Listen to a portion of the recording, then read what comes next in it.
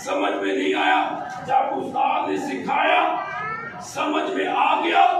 कलाम में लिखा हुआ रास्ते में पानी आया, कोई तालाब आया, कोई दरिया आया, कोई नहर आई, और उसने उसी वक्त अपना रथ रुकवा दिया और कहने लगा पानी मौजूद है, मुझे बपतिस्मा दे, मैं निजात पाना चाहता हूं।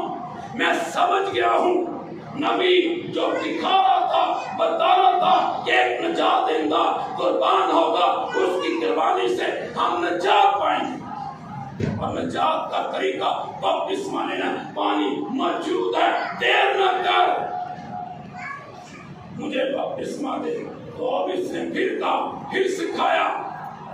सीखने वाली बात है, उस्ताद ने फिर सिखाया, अगर तू दिल से ईमान लाए कि यीशु खुदा का बेटा है तो तू बपतिस्मा ले सकता है। हालेलुया।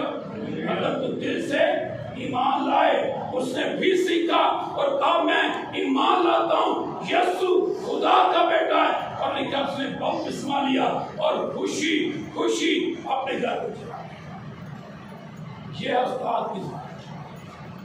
क्यों लोग इतना अरसा हो गया, हम अपनी जिंदगियों पर मुआवजा करें, कितनी देर से हम कलाम को सुन रहे हैं, पढ़ रहे हैं, कितनी कलाम की बरकत, कितना कलाम का असर हमारी जिंदगियों में हुआ है। हालांकि खुदा को फरमाते हैं मेरा कलाम कभी बेतसीर वापस नहीं जाएगा, वो तो असर करेगा। जैसे आसमान से बारिश होती, ओस पड़ती, बर्फ पड़ती, वापस नहीं जाती, बल्कि वसत दिखाती है, जमीन को सैराब करती है, उसमें रवीदगी शिवती पैदा करती है, और खाने वाले को रोटी, बोने वाले को बीज में आता है। इसी तरह मेरा कलाम है। क्या इतने अरसे से हम कलाम को सुन रहे हैं, पढ़ रहे हैं, कोई ऐसा असर हुआ? क्यों नहीं हुआ? क्योंकि हमने समझा नहीं। हमें समझना है कलाम उतनी देर तक काम नहीं करता, लेकिन हम मोबाइल में अगर सिम आप उल्टी डाल दें तो काम करेगी? मोबाइल का हमें बताया नहीं। क्यों जी? मोबाइल के अंदर सिम उल्टी डाल दें या थोड़ा सा वो हिल जुल जाए, क्या मोबाइल चलेगा? क्या सिम काम करेगी? ये तो साड़ी आम रूटीन की गल है, काम करेगी हर किसी। ये कलाम, ये सिम जब तक सही सिमत में हमारी जिंदगियों के अंदर नहीं ठहरेगा, इसको सही हम लेवल में नहीं रखेंगे, ये काम नहीं करेगा। कब काम करेगा? जब इस सिम को सही सिमत में हम अपनी जिंदगियों में लेंगे, सही इसको उसकी जगह पर फिट करेंगे, फिर ये हमारी जिंदगी में काम करेगा। तो इसके लिए इसकी जरूरत है जी। उस्ताद ये खुदावन बंदोबस्त कर रहा है। अगर आप देखें कृषियों में, अगर आप चौथे बाब में पढ़े तो वहां पर जब 5 खिदमतें दी जा रही हैं, जिनमें चुराह भी है, मुबश्शिर भी है, नबी भी है, उसमें एक और भी है, और वो कौन है? उस्ताद। यीशु मसीह ने कलीसिया को जहां पर नबी दिए हैं, जहां पर चरवाहे दिए हैं, जहां पर उसने मुबश्शिर दिए हैं, वहां पर उस्ताद भी दिया। किसी को उसने बास को उस्ताद लिखा, बास को उसने उस्ताद बनाकर कलीसिया को दे दिया। तो कलीसिया उस्ताद की जरूरत है। उस्ताद के बगैर हम खुदा के कलाम को अपने तौर से, आपके पास चाहे जितनी बड़ी डिग्री है जनाबी तालीम की, आप उस डिग्री से खुदा के कलाम को खुद ब खुद नहीं समझ सकते। उसके लिए हमें उस्ताद की जरूरत है। उस्ताद खुदावंद जो हमें देता है वो होना चाहिए। एक नौजवान ऑफिस में बैठे किसी बात पर हम डिस्कस कर रहे थे और ऊपर जाने लगा तो मैं किधर चला, किधर उस्ताद को चला। मैं क्या तो किन्ने को तेरे उस्ताद है बाजी सारे उस्ताद ने। तो मैं दस रहा कहना कलीम का उस्ताद है, पढ़ाई की थी अच्छी बात है। हाँ जी हारमोनियम बजाना उनका उस्ताद है, बहुत अच्छे। कटिंग भी कर लेता हूँ उसका भी उस्ताद है। एक और कैटेगरी से बताई उस्ताद है। तो मैं क्या बाइबल का उस्ताद भी रखे, बाइबल का उस्ताद है आपका जिसके जरिए से जिंदगी बचनी है। तबले वाला तेरा उस्ताद, हारमोनी वाला तेरा उस्ताद, कटिंग वाला तेरा उस्ताद, पढ़ाई वाला तेरा उस्ताद, और बड़े किन्ने उस्ताद कई एवं बनाए उस्ताद जी तेन रक्षा चला सिखाया एवं मुहावरा तो लोग उस्ताद जी की याद तेनू भी सिखाया तो उस्ताद कहने उस्तादों की नहीं बता रहे यहाँ तुम सिखाया तो उस्ताद कह सो एवं उस्ताद बनाए। चले उनकी मर्जी है कि आप बाइबल का उस्ताद भी है। कितने आप सारे यहाँ पे बैठे, आपका कोई बाइबल टीचर है? शाबाश, एक मैंने खड़ा किया, दो तीन, ये कितने उस्ताद? अरे बाबा जी आपका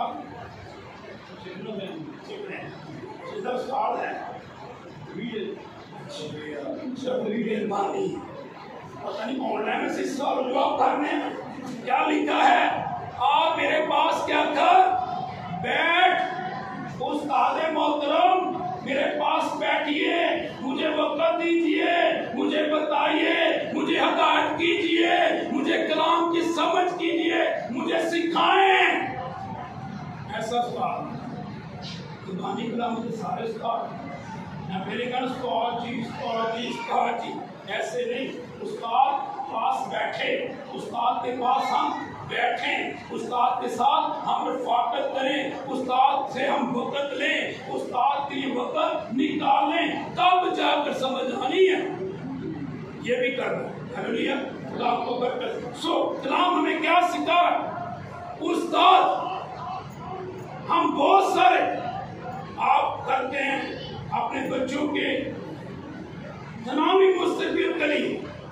हम ये नहीं कहते आप बच्चों को ज़मीन पर आला तरबियत के लिए, आला पौधों के लिए आप इन्हें आगे ना चलाएं, सिखाएं, नहीं करें। लेकिन याद रखें नजात पाने के लिए, जैसे मैंने इब्तिदा में कहा, ईमान की मजबूती के लिए, आसमानी बादशाही में जाने के लिए हमें एक उस्ताद की जरूरत है और वो होना बहुत जरूरी है। अपने बच्चों के लिए, अपने लिए वो उस्ताद भी रखें जो आपको रूहानी तरबियत करे, जो आपको बाइबल सिखाए, जो आपको यीशु मसीह के बारे में बताए, आप उसके साथ डिस्कस करें, आप उससे सवाल करें। देखें एक शख्स आया, आपको लेके जाना चाहता हूं मत्ती इंजील उसको 19वां बाब देखें जरा, 19वां बाब और उसकी 16वीं आयत सुने जरा गौर से। और देखो एक शख्स ने पास आकर, सुनने वाली बात है, सुनने आप, एक शख्स, देखो एक शख्स ने पास आकर उससे कहा, ए उस्ताद मैं कौन सी नेकी करूं ताकि हमेशा की जिंदगी हो। क्या लिखा है? एक शख्स, कौन है ये शख्स? ये अमीर आदमी है। बाइबल में लिखा है ये बड़ा अमीर आदमी है और दौलतमंद है। और ये शख्स उसके पास, किसके पास?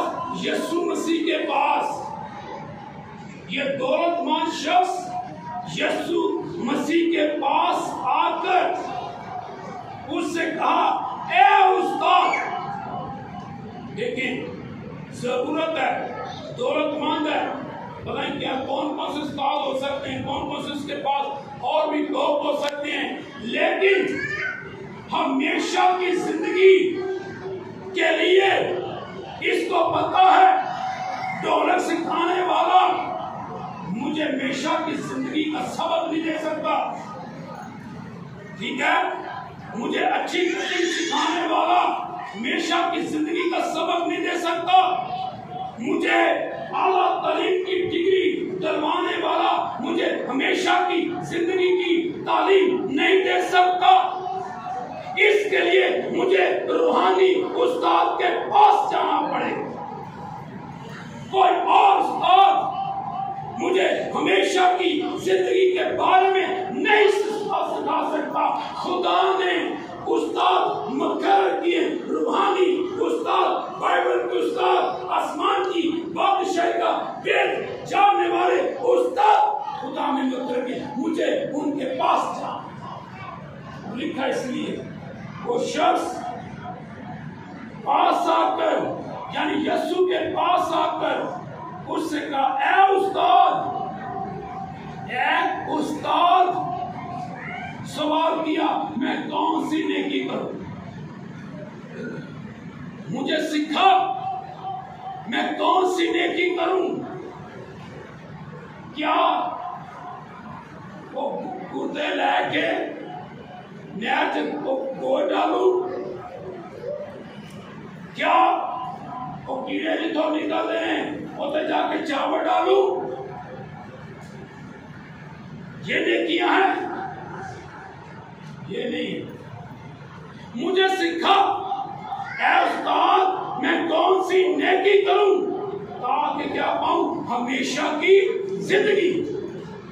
हमेशा की जिंदगी के लिए सबसे बड़े उस्ताद ने सबक दिया है, और यहोवा पाक खुदा है। और लिखा उसने दुनिया से ऐसी मोहब्बत रखी कि अपने इकलौता बेटा बख्श दिया, ताकि जो कोई उस पर क्या करे, ईमान लाए, वो हलाक ना हो, बल्कि हमेशा की जिंदगी, हमेशा की जिंदगी। कीड़ों को चावल डालने से नहीं है, कोई और काम करने से नहीं है, हमेशा की जिंदगी के लिए रूहानी उस्ताद आपको सिखाएगा, यीशु मसीह पर ईमान ला, ताकि तू हलाक न हो, बल्कि हमेशा की जिंदगी। है उस्ताद, मैं कौन सी नेकी करूं ताकि हमेशा की जिंदगी? ये उस्ताद के पास है, हमेशा की जिंदगी के बारे में पूछने के लिए, पाने के लिए ये रूहानी उस्ताद हमारे मुनज्जी यीशु मसीह के पास, खुदा के बेटे के पास आया, मुझे सिखा दे। और फिर एक और वाला और रसूल भी अपने बारे में बयान करते, रोमियो 2 बाब की 20वीं आयत में देखेगा, उस्ताद के वाले से ही है। एक और हम देखते हैं, रोमियो 2 बाब 20वीं आयत में लिखा है, और नादानों का तरबियत करने वाला, क्या कहता है? और नादानों का तरबियत करने वाला और बच्चों का उस्ताद हूँ। और कह रहे हैं कि मैं यीशु मसीह में नादानों का तरबियत करने वाला और बच्चों का उस्ताद हूँ, और इल्म और हक का जो नमूना शरीयत में है वो मेरे पास। हालेलुया। उस्ताद अपने आप को तारीफ करा रहा है और कह रहा है कि मैं तरबियत, नादान जो लोग हैं उनकी तरबियत करने वाला और बच्चों का मैं उस्ताद हूँ। मैं बच्चों का उस्ताद हूँ, मैं नादानों की तरबियत करने वाला हूँ, और इल्म और हक का जो नमूना शरीयत के अंदर है वो मेरे पास है। उस्ताद के पास आपकी तरबियत के लिए, आपको जो इल्म है, जो हक की तालीम है, जो उसका नमूना बाइबल में मौजूद है, वो उसके पास होता है। जरूरत किस बात की है? हमें उस्ताद। हम अपने आप से हक को नहीं जान सकते। अगर हक को अपने आप से जान सकता कोई तो पिलातुस रूमी गवर्नर है, वो अपने वक्त हाकिम है, वो खुद यीशु से कहता है हक क्या है? हक की तालीम पा रहा है। और मैं कहता हूं, क्योंकि फिर वो एकदम से चला भी गया, और अगर यीशु की काउंसलिंग कर देते हक क्या है, तो मैं कहता हूं उसी वक्त उसने यीशु पर ईमान दिया। उस्ताद अगर उसको बता देता, लेकिन वक्त नहीं था। अगर अभी उसको हक की तालीम मिल जाती तो फिर यीशु का सलीब पे ये वक्त हक क्या है हमें पता ही नहीं, सामने ना पता है। साडा हक इत्थे रख, असि ते इबादत कर रहे हैं, सारी रोटी पानी ते बरकत है, इस तो लाभ हो सामने कोई ये हमारा हक नहीं। रोटी पानी सारे मिलता पे, हमारा हक क्या है? आसमान की बात। हालेलुया। ये मिरास जो तुम्हारे लिए बनाए आलम से तैयार की गई, उसको क्या करो? मिरास में, हक में ले। हम क्या हक बनाए हुए?